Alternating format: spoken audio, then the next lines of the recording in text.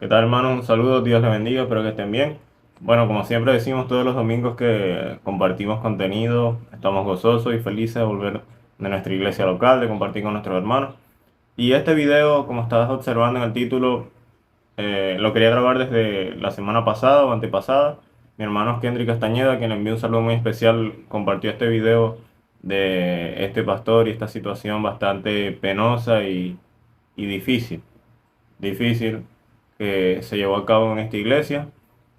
Y bueno, quería hacer una reacción con respecto a eso, pero por temas de trabajo, ocupaciones, no había podido grabarla. Voy a abordar el tema desde dos puntos de vista. Número uno, desde el señorío de Cristo, que el Señor, nuestro Señor y Salvador Jesucristo fue quien pagó por la iglesia, es quien es el Señor, es la cabeza de la iglesia, y no los hombres. A pesar de eso, Él dejó a hombres capacitados, a hombres que deben demostrar un perfil bíblico, en el cual habla 1 Timoteo capítulo 3 de cómo deben ser los pastores, para que alimentaran el rebaño, para que dirigieran la grey, no como quien teniendo señorío sobre la grey, no, sino como quien tiene que dar cuenta. Los pastores tienen que dar cuenta, así que entendemos que el Señor de la iglesia, el propietario de la iglesia, el dueño de la obra, es el Señor y Salvador Jesucristo, quien fue el que pagó por ella. Es un argumento lógico, teológico que podemos observar allí, claro, ¿no? Y también histórico, debido a la veracidad de la historia que demuestra por fuentes externas que Cristo existió. Y bueno, no vamos por ahí, no nos vamos a extender por allí. Desde ese punto de vista, el señorío de Cristo sobre la iglesia por encima de los hombres, por más que haya pastores, pero por desgracia hay pastores que se creen dueños de las iglesias. Y luego vamos a abordar el tema de la responsabilidad de la iglesia con su pastor, la responsabilidad de la iglesia con el salario digno que debe tener un pastor. Y bueno, hablaremos un poco cómo debe ser el tema cuando una iglesia es pequeña y no puede abordar 100% un salario por lo menos mínimo para el pastor en el que pueda satisfacer sus necesidades, porque también hay iglesias que explotan a sus pastores y que abusan de sus pastores. Pero bueno, vamos a ver el video y luego vamos a abordar ese tema. Así que vamos allá. Déjame hablar, déjame hablar. No, y aprobado por la iglesia, están ahí. Aprobado por toda la iglesia. Perdón, perdón. No, perdón. Los estatutos de la iglesia establecen, los estatutos de la iglesia establecen, lo de esta iglesia, que el pastor tiene autoridad, número uno, y se le dio a la iglesia entera, y la iglesia entera lo leyó, y se hizo la clase 101, que todos lo firmaron, y está la clase 101 firmada. La clase 101, que ustedes todos firmaron, la membresía firmada por nombre, y ustedes y firman, dice, ahí dice claramente que el pastor tiene autoridad. Número uno dice para predicar. No, dice claro, léalo, que el pastor es el administrador de la iglesia, lo dice claro ahí. Lean su clase 101.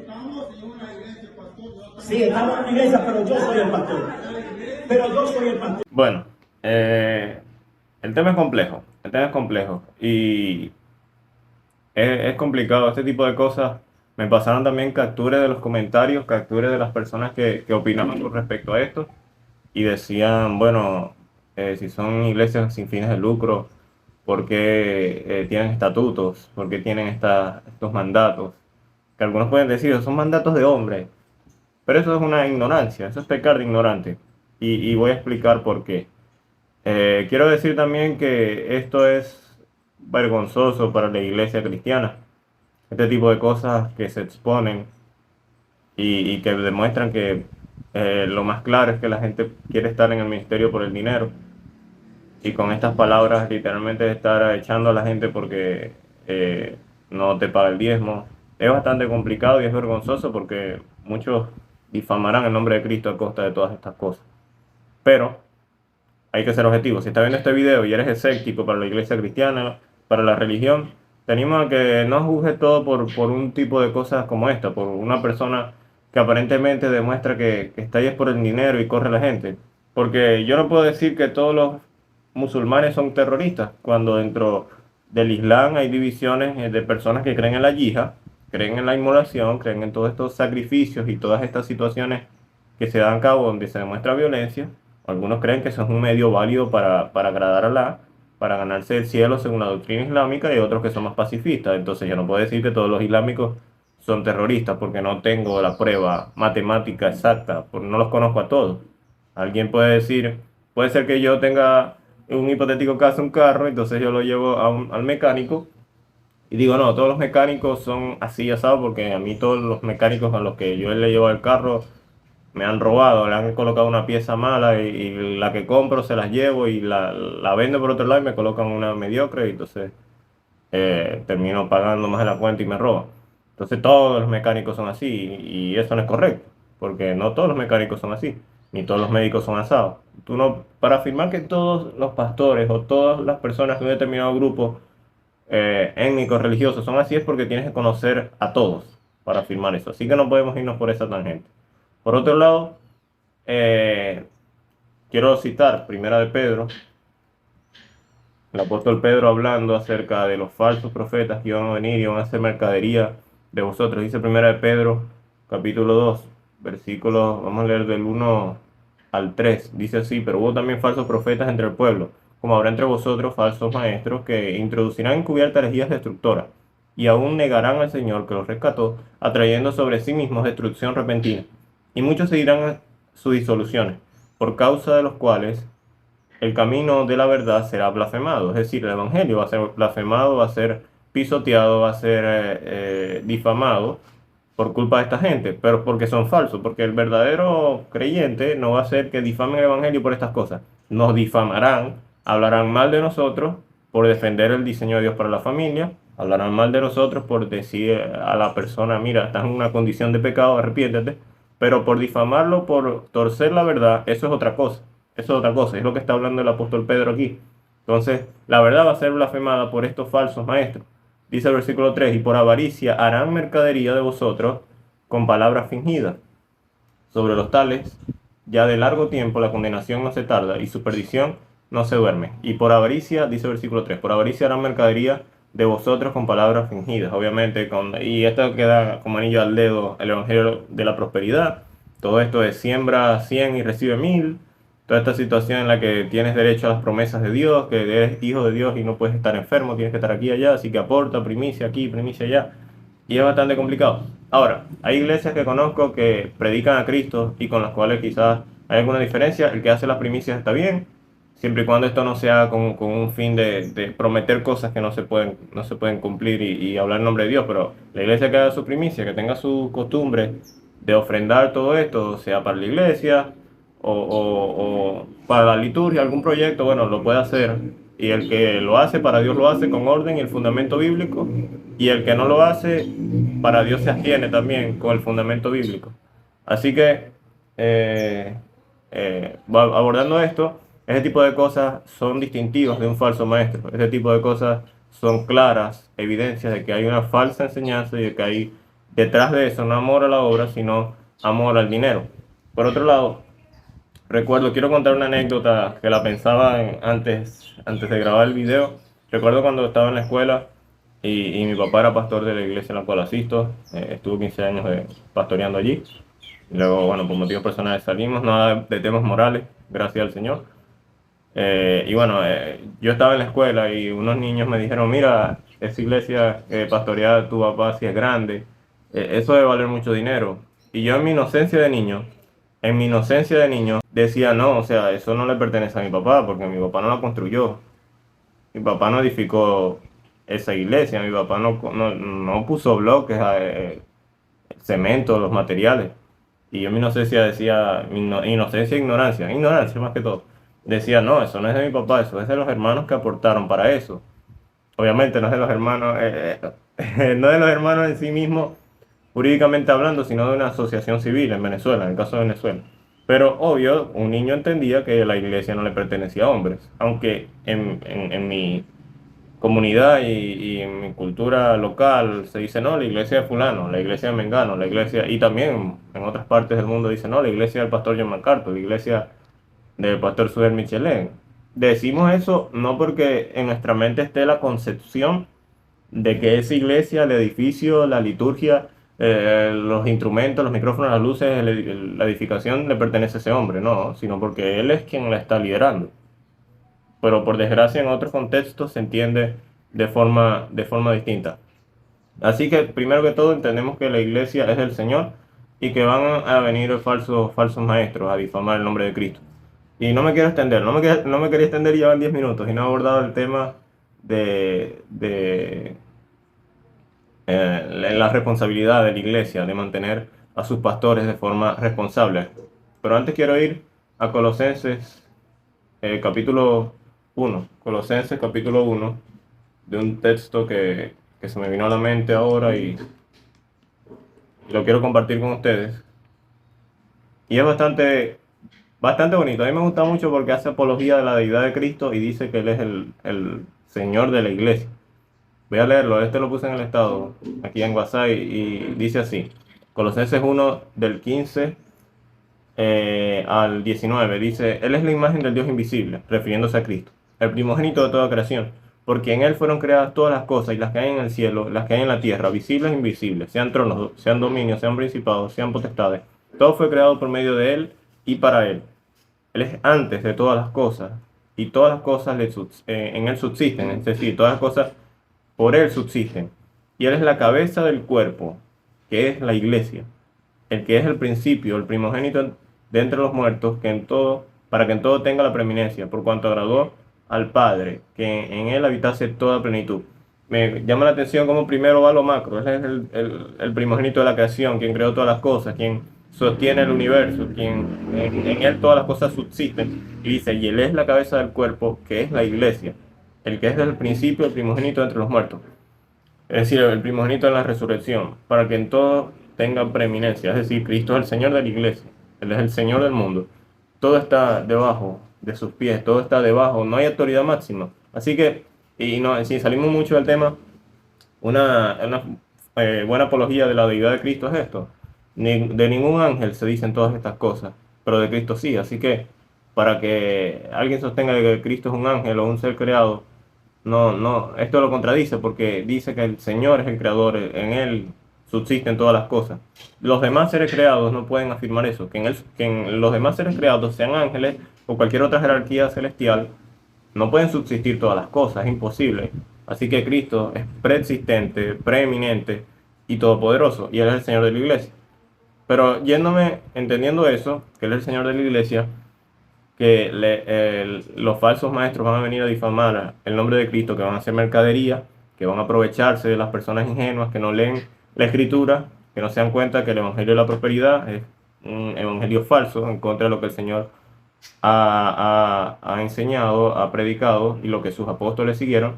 También está la responsabilidad de la iglesia de mantener dignamente al pastor. Ahora, no estoy diciendo que lo que el pastor de este video estaba haciendo es correcto, no estoy diciendo que estas deban ser la forma, sino que el Señor ha determinado que el trabajo en la obra es digno de ser remunerado con un salario mínimo estable.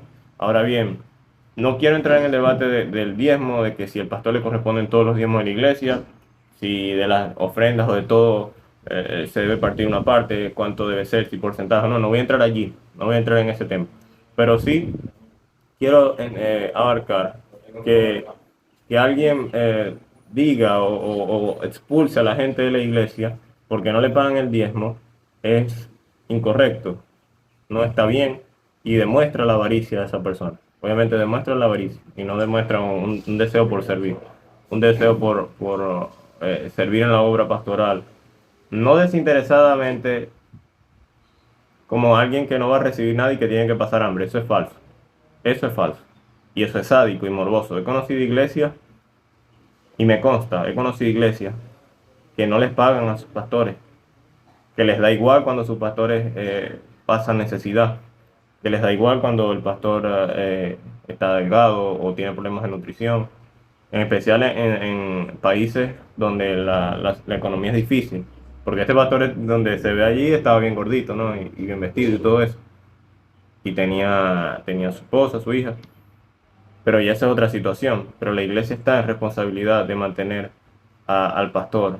No, alguien puede decir, lo he visto en muchas frases, en muchos lugares por allí, que mira, dile al pastor que vaya a trabajar y que deje de vaguear. A ese tipo de personas yo los colocaría como pastores de iglesias que están pasando por algún proceso de división o algunos momentos difíciles en los que te escarnecen, en los que te paras en el púlpito y lo que recibes son malas miradas. Yo los colocaría en esa situación, eso no aguantan ni un mes. Ni un mes aguantan, porque no saben qué es el ministerio pastoral.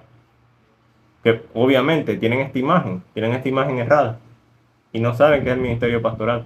No lo entienden y no lo quieren entender porque uno a veces les explica a la luz de la escritura y cerrado. ¿Por qué? Porque hacen juicios que engloban a todo el mundo por dos o tres o varios de personas que difaman la fe porque son falsos maestros, porque están detrás del dinero.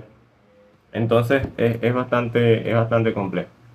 Para concluir, voy a leer 1 Corintios capítulo 9, versículos, 1 Corintios capítulo 9, del 1, este versículo, un momento por acá, 1 Corintios. Lo tengo aquí en una página, pero no lo tienen enumerado en los versículos.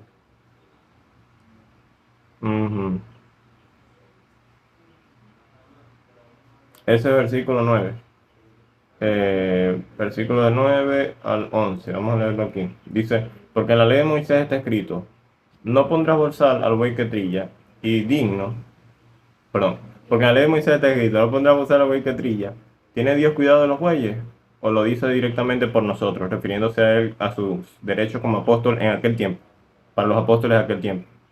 Pues por nosotros se escribió, porque con esperanza debe arar el que ara, y el que trilla con esperanza debe recibir el fruto. Y 1 Timoteo también habla acerca de que el pastor es digno de su salario y de doble honor, de un salario digno.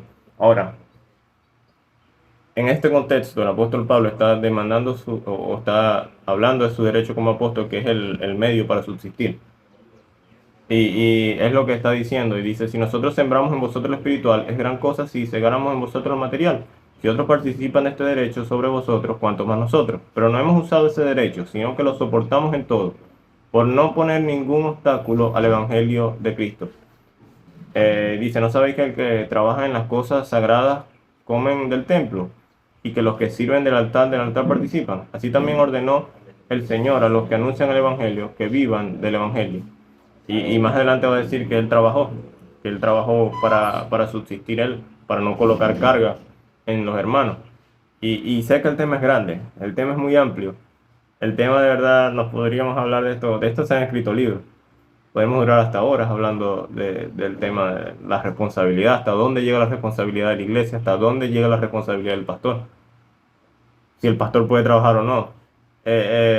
Pienso que si una iglesia está en la capacidad de mantener al pastor dignamente, lo debe hacer, es el deber bíblico, porque también puede caer en el pecado de poner bozal al que trilla.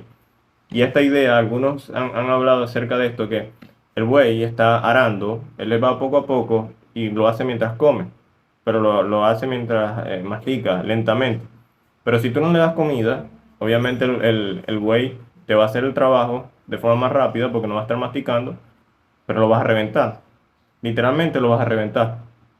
Entonces, eso es lo que está diciendo. Mira, no abuses del buey, no abuses del pastor en este aspecto, pero obviamente sin que el pastor que trabaja y obra, busque la mercadería y busque hacer de los otros mercadería y abusar de ellos y aprovecharse de ellos, prometiéndole cosas que Dios no ha prometido, prometiéndole anuncios o prosperidad, cosas que el Señor no ha prometido. Así que bastante complejo. Concluyo con esto. Cuida la doctrina que estás consumiendo, evalúa la iglesia donde estás, evalúa la enseñanza que está saliendo de allí. Ama y sujétate a tus pastores. Cuando tus pastores se sujetan a la Escritura, te predican el mensaje del Evangelio, te predican a Jesús como Señor, te predican el negarnos a nosotros mismos para que el Señor sea exaltado y para que podamos vivir ese Evangelio que demuestra que Cristo es Señor de nuestra vida y no nuestros deseos. Cuando consigas hombres así, y hombres que te escuchan y te aconsejan y son fieles a la Escritura, bueno, valóralos, sujétate a ellos, como dice Hebreos 13. Hebreos 13 dice que debemos sujetarnos a los ancianos, debemos evaluar su ministerio, evaluar su conducta, no creerte todo lo que te dicen, evalúa. Y lo bueno lo imita. y lo bueno limita. Y más adelante habla también de que debemos, Hebreo 13 y 17, si no estoy mal, que debemos más bien sujetarnos a nuestros pastores en amor para que ellos no se quejen, no hagan este trabajo quejándose. Pero esa idea de pastores de Hebreo no es lo que estaba pasando en este video, para nada. Son pastores fieles, pastores bíblicos, pastores que están apegados a la Escritura. Así que, y para la iglesia, les digo, evalúen qué hombres están colocando allí. Evalúen a la luz de la Escritura qué personas están colocando en el ministerio pastoral. No por su carisma, no porque hablen bonito, no porque conecten con el público, porque tengan labia, no, sino porque sean fieles a la Escritura, porque su conducta demuestra que no son dados a ganancias deshonestas, que es un requisito de 1 Timoteo capítulo 3. No dado a ganancias deshonestas, no codicioso, no avaro, no pendenciero, para que no se den cosas como este video, para que no esté un tipo expulsando a la gente de la iglesia local porque no le pagan diezmo. Y es complicado. Habría que observar todo el contexto de esto, pero da una mala imagen, el video da una mala imagen. Así que bueno, no me extiendo más. Por último, ahora sí por último, ya he dicho esto por tercera vez que ya vamos a concluir. Para temas jurídicos se necesita un representante legal en Venezuela, y esto lo hablo con propiedad. En Venezuela es necesario un representante legal, que es el pastor principal de la iglesia. Creemos en la junta pastoral, es el pastor principal, no el que manda más, sino aquel que el Señor ha capacitado, que está a tiempo completo, que está más dedicado y que en consonancia con los demás ancianos toman decisiones. Pero se necesita jurídicamente para una firma, para pedir algún terreno si vas a hacer alguna actividad, para algún tema jurídico, se necesita la firma de un hombre, de uno de los ancianos, de los pastores. Pero esto no quiere decir que el representante legal es el dueño de la iglesia, para nada, sino que no es a buscar a todos los ancianos, cada uno en su casa, para que firme un papel. Esos son temas jurídicos necesarios. Pero para eso hay que colocar gente madura allí. Para eso se coloca gente madura allí. Y no gente que no está con ganas de buscar solo el dinero. Y bueno, valoremos a los pastores, como dije, si estás en una iglesia donde se predica la escritura, eres bienaventurado. Si estás en una iglesia donde crees que no se está predicando todo el consejo de Dios, sino que se está torciendo las cosas, te animo a evaluar, a orar, a exhortar en amor. Y si no puedes estar allí, bueno, retírate. Pero no crees divisiones o problemas. Y solo retírate si observas que tu alma o el alma de personas cercanas a tu familia corre riesgo, retírate. Y bueno, busca una iglesia, no lo más cerca de tu casa, sino una iglesia lo más cerca de la Biblia, como dijo una vez Paul Washer. Así que, bueno hermanos, espero que el video haya sido de bendición. Les invito a suscribirse al canal y bueno, a seguirnos en Facebook como Siempre Escritura. Un saludo, hermano.